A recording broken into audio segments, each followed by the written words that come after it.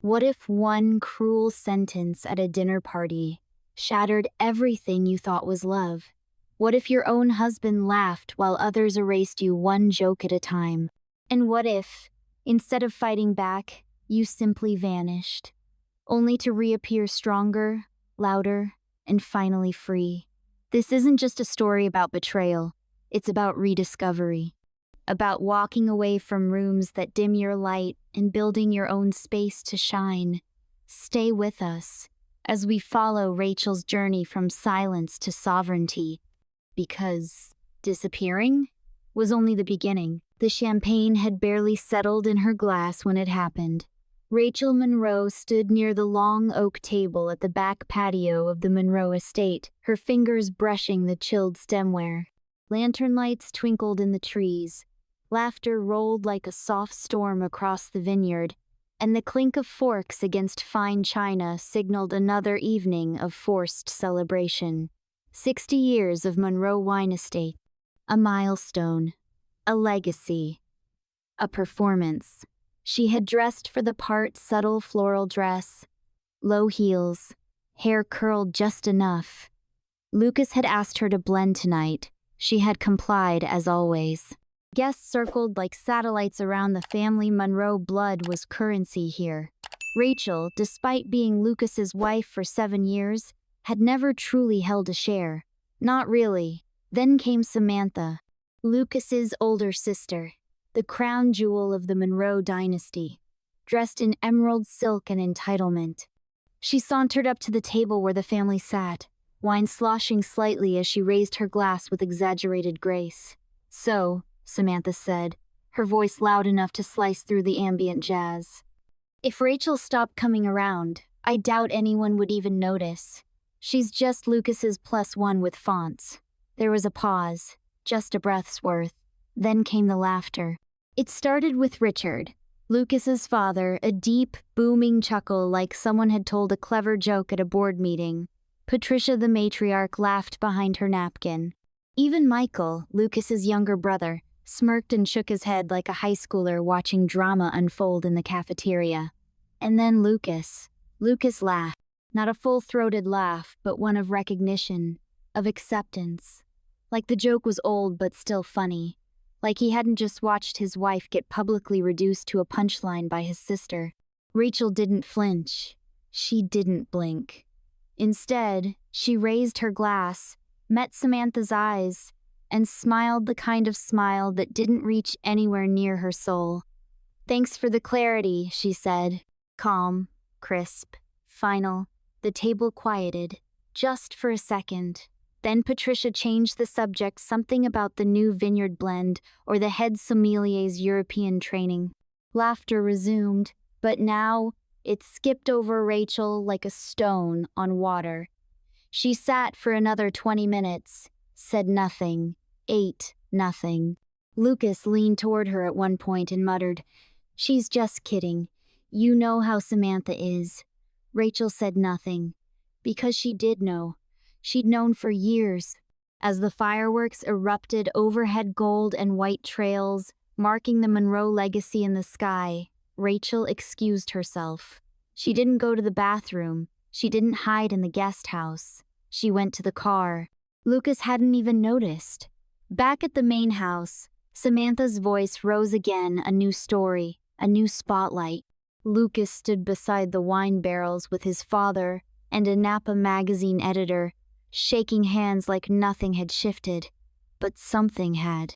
Rachel sat behind the wheel for 20 minutes, staring at the gravel driveway lit by garden lights. The silence was deafening.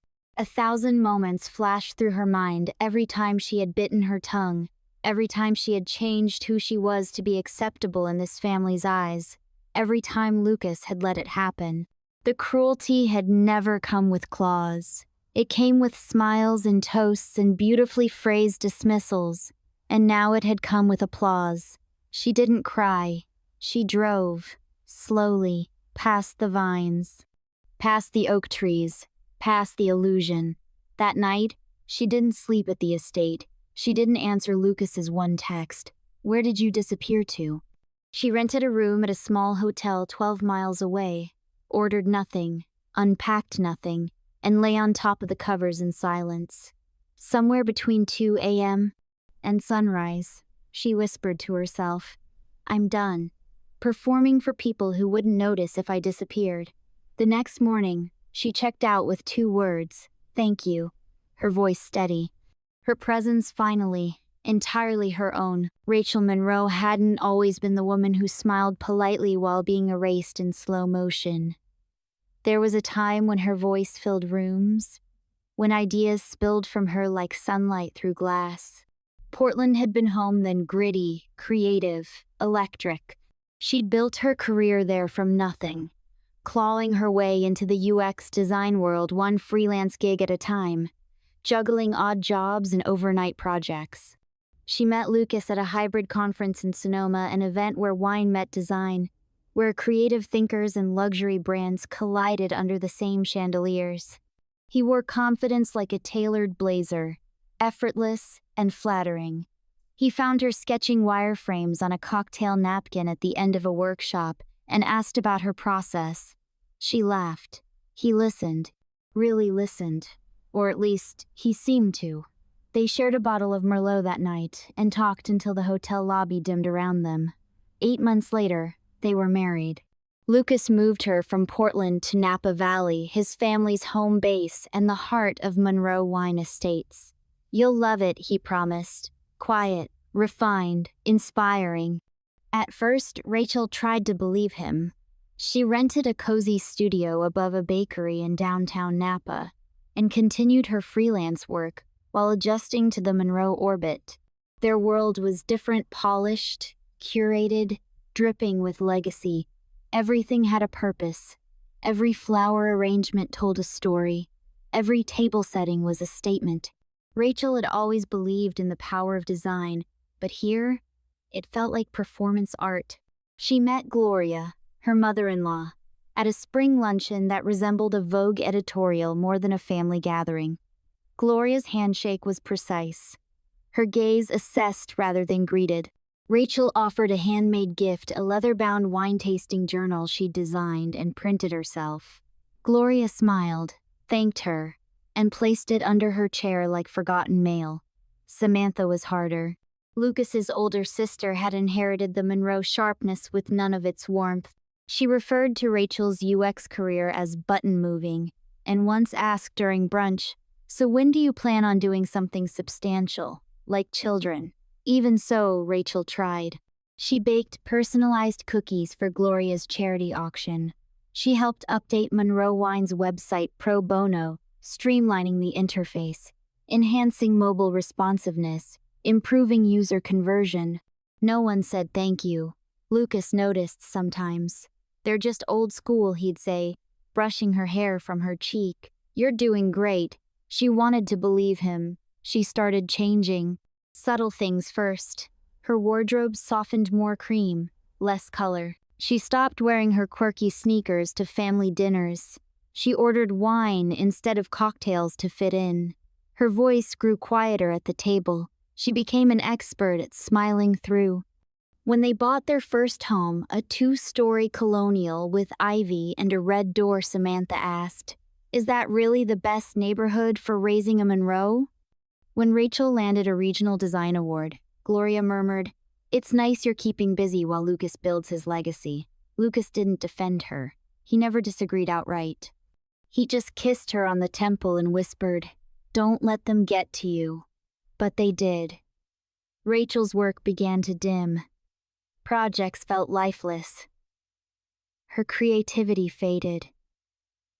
"You okay?" her old roommate Lena asked on a call.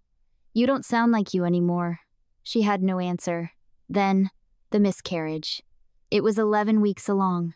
Quiet. Lonely.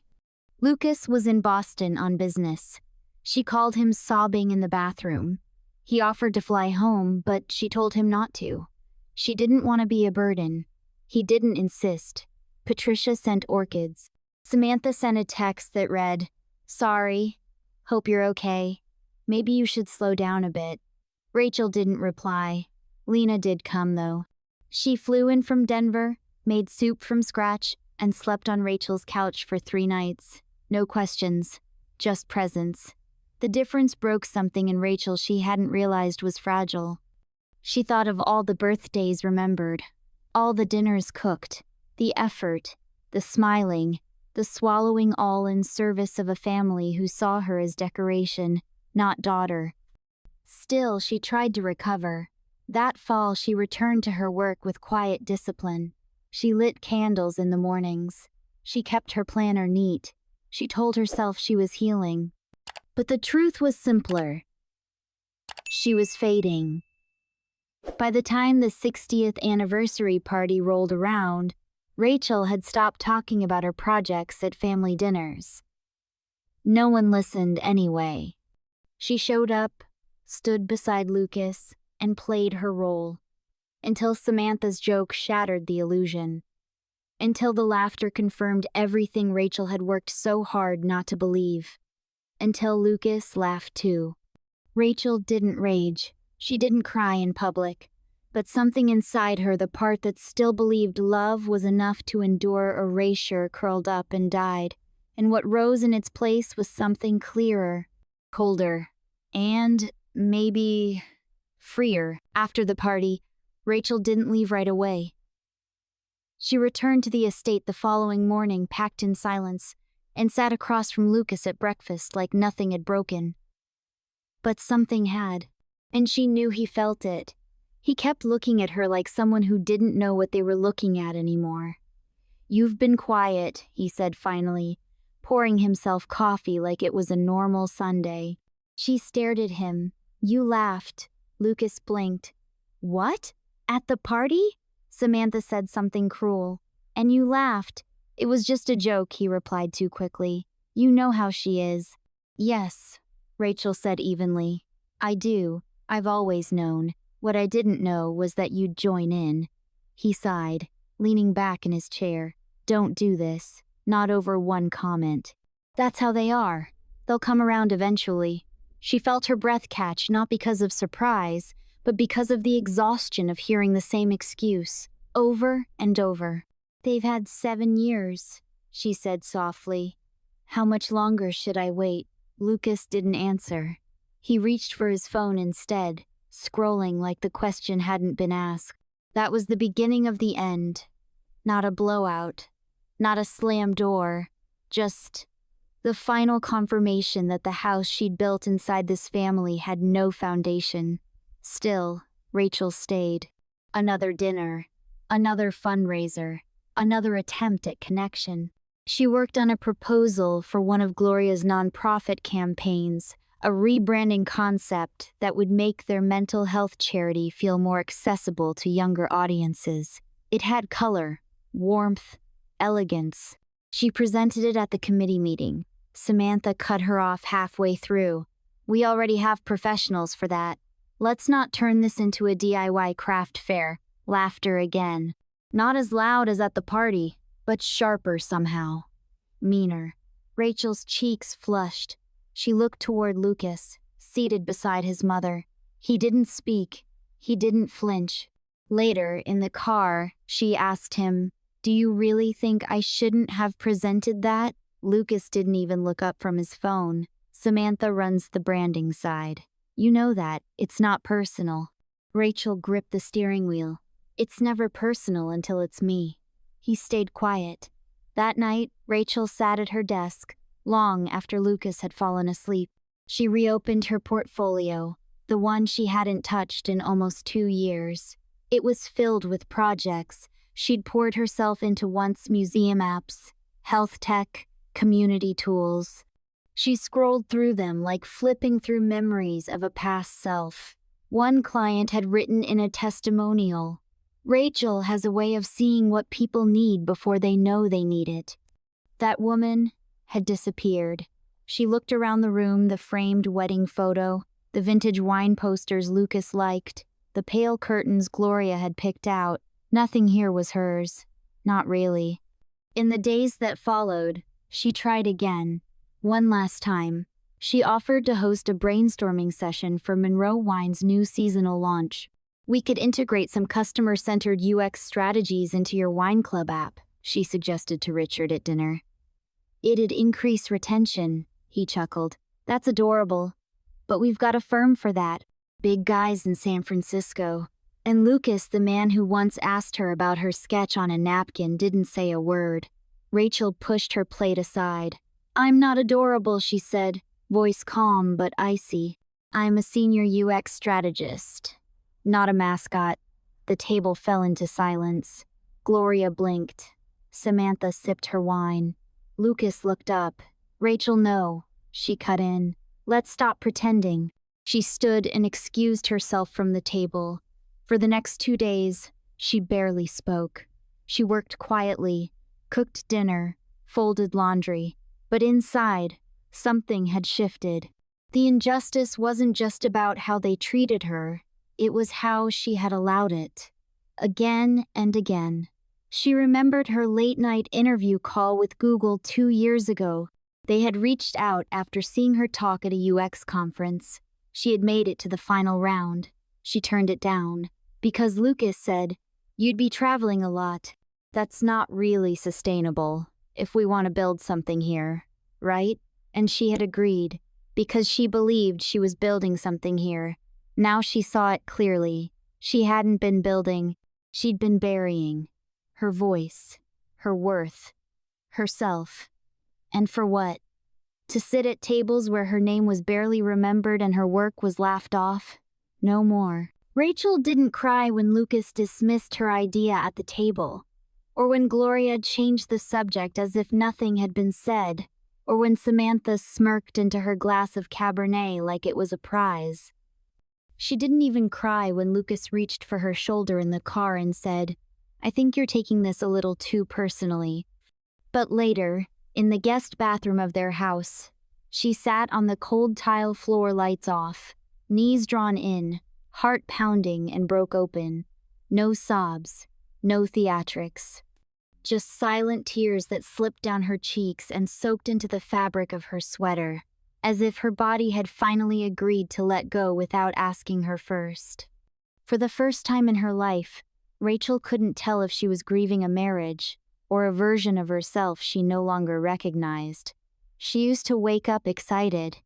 She used to stay up past midnight working on app layouts or concept boards for clients who said things like, "This changed the way we work." Now she measured her days by Monroe events and white wine. She used to walk into rooms and know who she was. Lately, she only felt visible when someone made her the butt of a joke. Lucas had called her radiant when they met, said she was magnetic, that her mind was like sparks on paper. He hadn't said those things in years. Instead, he'd learned how to say, "Maybe tone it down for the board dinner," or "Mom thinks your style's a bit too Portland." Each phrase had been a small cut, on its own, manageable, but together, it had been a slow bleed.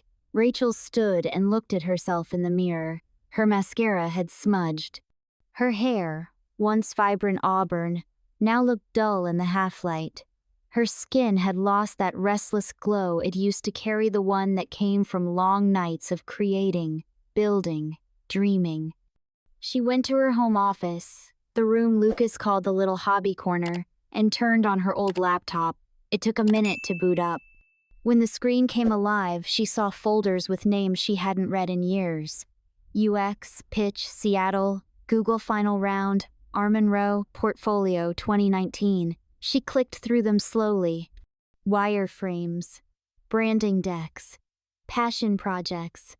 She had turned down the Google offer because Lucas said it would take her away from home too much. "It's not the right time," he'd said. "We should be starting a family. Don't you want that?" She did. But not like this. Not with someone who only wanted parts of her, the quiet parts, the agreeable parts. Rachel closed the folders and opened a new note. She typed a list. Call Lena, bank account, split funds, pack essentials only, rent car, Airbnb, Denver, leave letter. Each word felt like oxygen, like a step away from drowning. She stared at the screen, fingers trembling, and whispered aloud for the first time in a long time, "I want out." That night, Lucas came home late from dinner with a vineyard consultant. He smelled like toasted oak and French wine. He kissed her on the cheek like everything was fine. Rachel kissed him back like it might be the last time, because deep down, she already knew it was. And somehow, that thought didn't hurt. It felt like exhale. Rachel waited until Lucas left for his weekend golf trip with Richard before moving. She heard the garage door close at 6:42 a.m., just like it always did. His engine rumbled down the driveway, and within seconds, the house was silent. She stood at the kitchen island, her coffee untouched, her bag zipped and ready. This time she wasn't running. She was reclaiming. The first person she called was Lena. It rang once. "I need a massive favor," Rachel said the moment her friend answered. There was a pause. Then Lena, ever steady, replied, "Name it. I'm leaving Lucas. Today." No dramatic gasp. No intrusive questions. Just a calm, "Want me to book a flight?" By 2 p.m., Lena was at Rachel's door with rental boxes, 2 coffees, and that familiar fire in her eyes. They packed with precision. Rachel took only what she'd brought into the marriage: her books, her design equipment, some clothes, and a few gifts from friends that mattered more than the expensive decor around her. She left behind the wine cellar, the curated guest room, the curated life. By evening, her car was filled to the brim. Before she left, she printed a short letter for Lucas and placed it on the dining table beside his favorite bottle of 2008 Meritage. "Lucas, I'm not leaving out of hate. I'm leaving because I finally remember who I was before all this. I've taken only what belongs to me. Please don't contact me for now. I need space. Rachel." As a final act, she removed her wedding band and set it gently beside the letter. She looked around one last time, not for nostalgia, but for confirmation. There was nothing here left for her. The next morning, she crossed the Colorado state line, just as the sky turned gold behind her. Denver greeted her with spring wind and dry air. Lena had arranged a short-term furnished studio in Capitol Hill, tiny, but filled with natural light and quiet promise. The first thing Rachel unpacked was her laptop. The second was her portfolio. She deleted old files connected to the Monroe brand, anything that had been designed under their control, their influence. She created a fresh folder, RM 2024, Independent. That evening, over takeout dumplings and laughter that sounded like it belonged to her again, Rachel turned to Lena. "Do you think I waited too long?" she asked. "No," Lena said without flinching. "I think you left the second you were ready to believe you deserved more." The words settled like anchor and wind at the same time.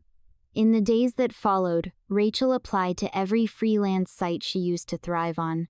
She redid her design samples. She crafted a bio that didn't mention Lucas or Napa or wine. She just wrote, "UX strategist, empathy-led designer, believer in digital dignity." 1 week later, she landed her first client, a nonprofit in Boulder that worked on mental health access for low-income teens needed a clean, mobile-friendly intake app. Simple UI, warm colors, trust-building visuals. Rachel poured herself into it. She worked late into the night, sketching with renewed excitement. She sent drafts early. She revised fast. She felt like herself, maybe even better. The feedback email arrived on a Tuesday morning. "This design makes our users feel human. That's exactly what we needed." Rachel didn't cry. She smiled. For real this time. It wasn't a viral comeback. It wasn't headlines or applause. It was quiet, honest work, and it mattered. And maybe that was how all healing started. Not with a roar, but with a whisper that says, "This is mine." A year later, Rachel stood behind the curtain of the West Coast UX conference in San Francisco, waiting to be introduced. Her hands rested calmly on the podium remote. No trembling, no second guessing. The conference host adjusted her mic. "Are you ready?" Rachel looked out at the shimmering crowd beyond the curtain, then smiled. "I've never been readier." The ballroom was packed. Design leads from across the country, tech journalists, investors, artists, students. It was her first keynote address since relaunching her career, and she had earned it. In the past 12 months, Rachel had rebuilt from silence, project by project, review by review, client by client. Her designs had been featured in UX Weekly and picked up by multiple social impact startups. She wasn't famous, but she was respected. And this conference? This was a big deal. She walked onto stage as the applause swelled. Her presentation was titled Emotional Accessibility in Design: Why Dignity Should Be a Feature. She spoke about intuition, compassion, clarity. She showed live examples. She told stories but never her own, not directly. Still, it was in every word, in every slide. By the time she finished, the room stood for her, not out of politeness but reverence. As she stepped down from the stage, a woman approached her with a clipboard. "Media panels in room B if you're open to interviews." Rachel smiled. "In 10. Just need water." She headed to the refreshment table at the back of the room and froze. Across the crowd, near the entrance, stood Samantha. Dressed in black, hair perfect, expression unreadable. Next to her, Lucas. His face looked older, a little leaner, eyes scanning the crowd until they landed on Rachel. Their gazes locked. He blinked. She didn't. She turned, collected her water, and kept walking. Later, outside room B, a voice stopped her. "Didn't expect to see you here." Rachel turned. Samantha stood alone. No wine glass. No audience. Rachel tilted her head. "I almost didn't come, but then I remembered I don't owe silence to anyone." There was no anger in her voice, no edge, just peace. Samantha's eyes flickered. "You were good. Up there?" Rachel smiled politely. "Thank you." A pause. Then, softly, Samantha said, "Lucas misses you." Rachel's reply was immediate. "We were convenient. Until I wasn't." Samantha didn't respond. She just nodded slowly, then stepped aside as Rachel moved past her. 2 hours later, in the hotel lounge, Rachel sat reviewing feedback from her presentation when a shadow crossed her table. Lucas. He wore a simple gray blazer, no Monroe lapel pin. He looked human. "Do you mind?" he asked, motioning to the empty seat. Rachel hesitated, then gestured for him to sit. "I didn't know you were living in Denver," he said. "I thought maybe Seattle." "I wanted altitude," Rachel replied. "Not fog." He chuckled quietly. "You look good. I feel good." Lucas looked down at the marble table. "I've thought a lot about that party. About what Samantha said." Rachel stayed silent, and how I laughed. She looked at him. That was the moment everything crystallized. Not what she said, what you didn't. Lucas nodded slowly. "I didn't protect you. I let them shape how you were seen. I shaped it too." Silence stretched between them. "I'm sorry," he said finally. "Not for losing you, but for not seeing you." Rachel exhaled. "Thank you." She meant it. Not as a bridge, as closure. Lucas stood to leave. "If you ever want to talk, as friends, not Monroe expectations, I'd like that." "Maybe someday," Rachel replied. That night at the gala dinner, Rachel was seated with the Westwood team. At the far side of the ballroom sat the Monroe delegation: Samantha, Richard, even Gloria. She barely noticed them, but they noticed her, especially when the gala host announced, "And now, we'd like to recognize the lead designer behind Sheffield Organics rebrand, Rachel Monroe." Applause erupted. Rachel stood, took a quiet bow, didn't scan the room, because she didn't need to. The next day, she attended a post-conference panel on digital inclusivity. During the Q&A, someone asked how she stayed grounded through industry highs and lows. She thought for a moment, then answered, "I used to think disappearing was a failure. Now I know it was the beginning of finally being seen, not by others, but by myself." The room was silent. Then applause again, slower but deeper. As Rachel left the venue that evening, She passed a hallway lined with framed portraits of past keynote speakers. She saw faces she once studied in design school. Now hers would join them. Outside, the wind picked up. Not cold. Refreshing. She slipped on her jacket, turned the corner, and didn't look back. 6 weeks after the conference, Rachel bought a home. Not a sprawling estate with sculpted hedges and cathedral ceilings. A 2-bedroom brick cottage near the edge of Cheeseman Park in Denver. Sunlit, modest, with creaking floors, and a kitchen window that looked out over a lilac bush she'd always admired on walks. She closed the door behind her and stood in the middle of the empty living room, box in hand, realizing this was the first space she had ever chosen entirely on her own. No compromise, no dress codes, no audience, just her. She unpacked slowly over days, arranging furniture like puzzle pieces, hanging up prints she'd collected during years she'd forgotten herself. A framed photo of her and Lena laughing at a food truck, a sketch of Portland's bridges, her mother's old ceramic spoon rest. This wasn't a house built on someone else's name. It was a home built on her return.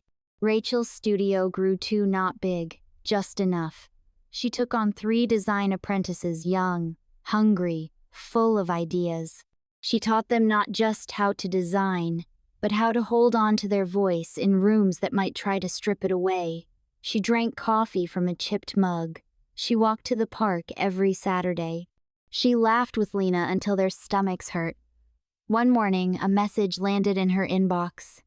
From Adobe, an invitation to consult on a new global accessibility initiative. We've followed your work over the past year.